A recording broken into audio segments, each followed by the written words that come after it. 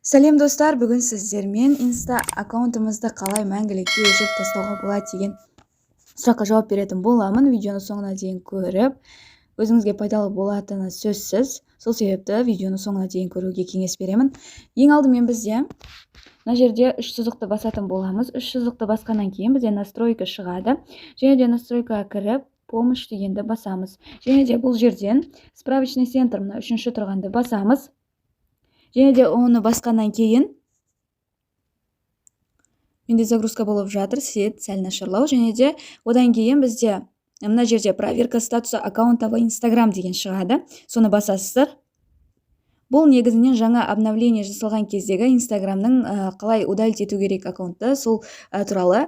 Және де негізі бұрында бұлай өшірмейтін, аз қазір жаңа обновление болғаннан кейін осылай өшіреміз. Және де бұл жерден тағы жоғарыдағы үш сызықты сіздерге стрелкамен барлығын дұрыстап көрсететін боламын. Үш сызықты басамыз, және де управление аккаунтом дегенді басамыз. Және де удаление аккаунта. Және де бұл жерде бізде удаление аккаунта Instagram, және де временно деактивировать свой аккаунт дегенді басамыз. Және де бұл астына түссек, мына жерде этим инструкциям деген тұрады.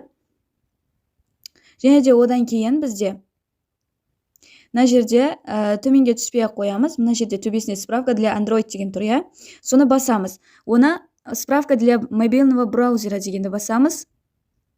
Және де одан кейін біз бұны таңдап болғаннан кейін, вот астына қарасақ, бізде удалить аккаунт деген шығып тұр. Көріп тұрсыздар, жирный етіп өздері шығарып қойған. Және де осының үстін басамыз. Және де почему вы хотите удалить профиль дегенді таңдаймыз. Не үшін сіз аккаунтыңызды удалить еткіңіз келеді? Другое дей салайық. Енді өздеріңіз білесіздер. Және де мына жерге сол аккаунттың паролін жазасыздар. Парольдарын білмесеңіздер, забыла пароль етіп, әрине оны тауып алуға болады. Және де енді удалить аккаунт Алимжанқызы У. Вот. Вы уверены, что осылай шығады. Және де окей дейміз. Күтеміз. Осылай жасау арқылы сіз өзіңіздің неңізді мәңгілікке өшіре аласыз.